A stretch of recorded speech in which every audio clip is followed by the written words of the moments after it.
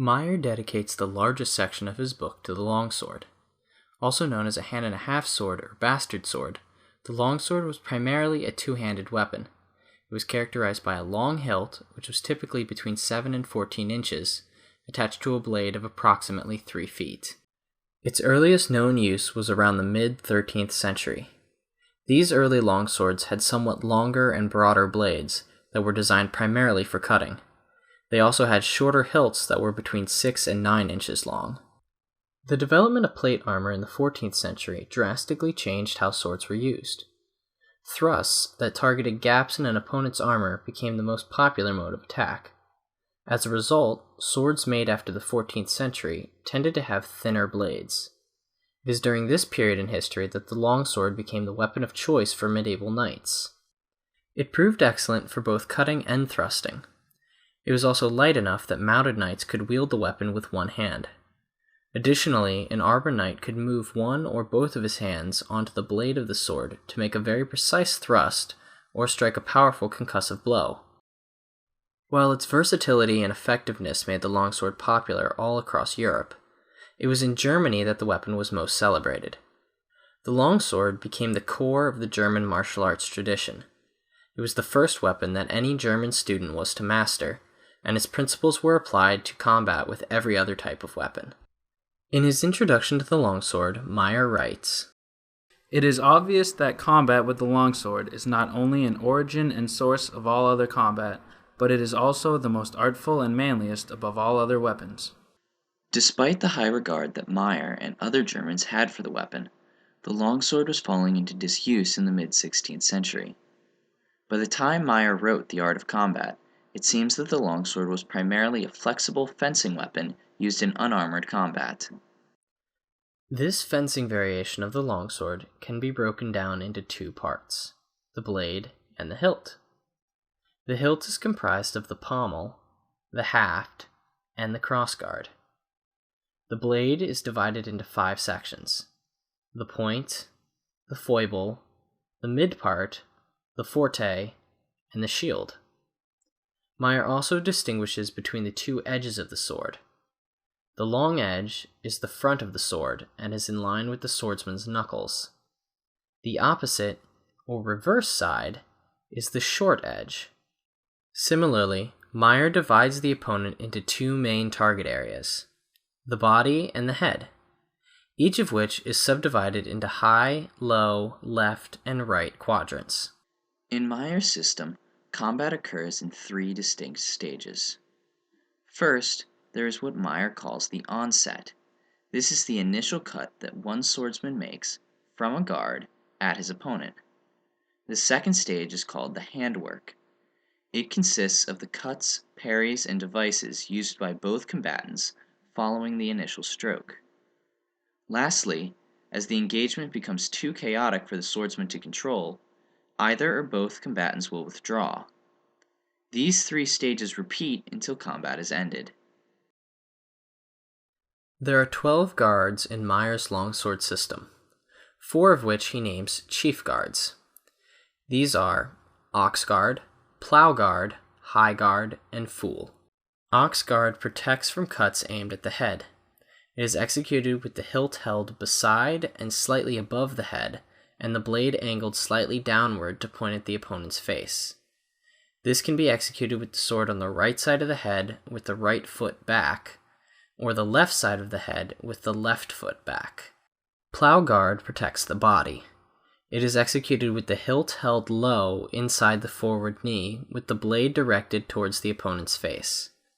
This guard can be executed with either the left or the right foot forward. High guard is not so much a guard as the initial position of the high cut. It is executed with the hilt held above the swordsman's head and the blade angled back at roughly 45 degrees. Fool guard represents the final position of the high cut. The sword is held out in front of the swordsman with the point directed at the ground. Both high and fool guards can be executed with either the left or the right foot forward. The remaining secondary guards are as follows: long point, iron gate, crossed guard, side guard, wrath guard, change guard, middle guard, hanging point, key, and unicorn. The high cut, or vertical cut, is delivered by cutting downwards at your opponent's head with the long edge. The wrath cut is delivered by cutting downwards with the long edge, from either right to left or left to right. The cut should end with the hilt held by the swordsman's hip, so that the blade points downward and extends out at a 90-degree angle.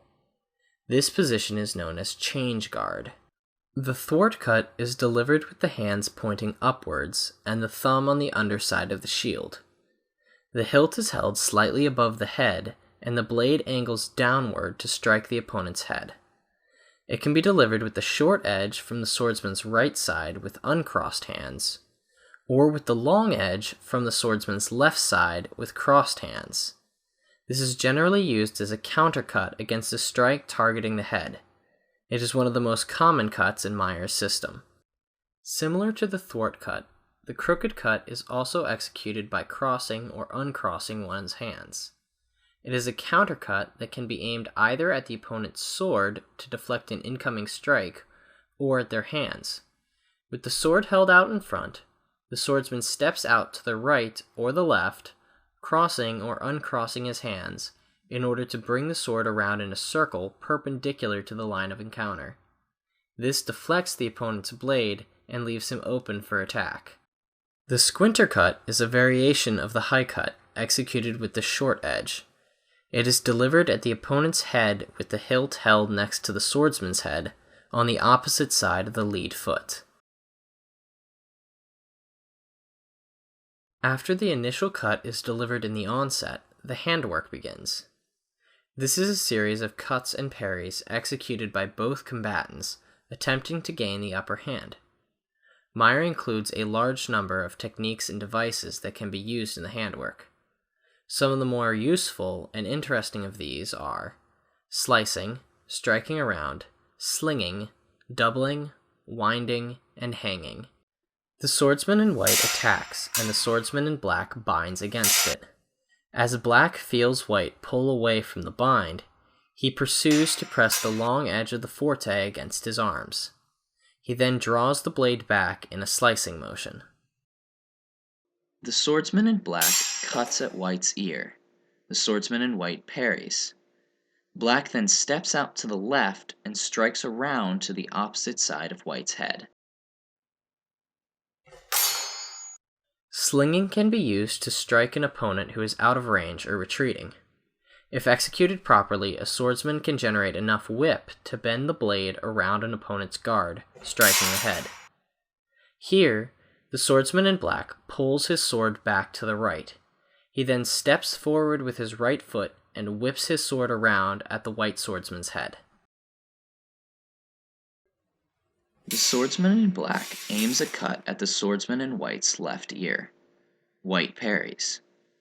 On contact, black steps to the left and pushes the pommel under his right arm to direct a cut at white's opposite ear with the short edge.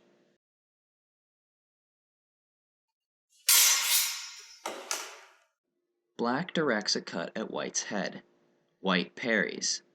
Black then moves as if to cut at the opposite side of white's head. As white moves to parry black, black brings his blade back around to strike at the now unguarded side of white's head.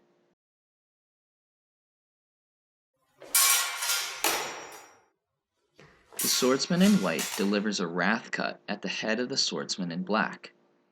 Black lifts the hilt of the sword over his head with his thumb on the shield, catching the cut on the flat of his blade. This is known as a hanging parry. From here, black winds in to direct a cut with the short edge against white's right ear.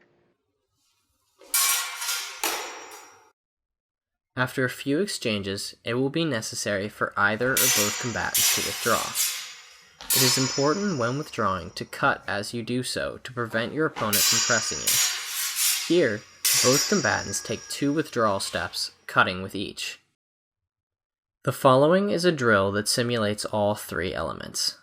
The swordsman in white steps forward and delivers a high cut to the swordsman in black's head. This is the onset. The swordsman in black steps out to the right and parries with a thwart cut at White's left ear using the long edge. Seeing the danger, White redirects his cut to parry Black's thwart. Black then steps out to the left, redirecting his thwart cut towards White's right ear using the short edge. White brings his sword across his body to parry Black's second thwart. Black unwinds and extends his hands to place the short edge of his forte against the short edge of White's mid part. Black then pulls back on White's sword, forcing it down and to the right.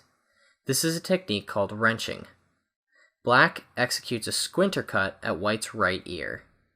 White parries Black's cut. Both combatants now withdraw. Each take 2 steps backwards, cutting with each step. Altogether, it looks like this.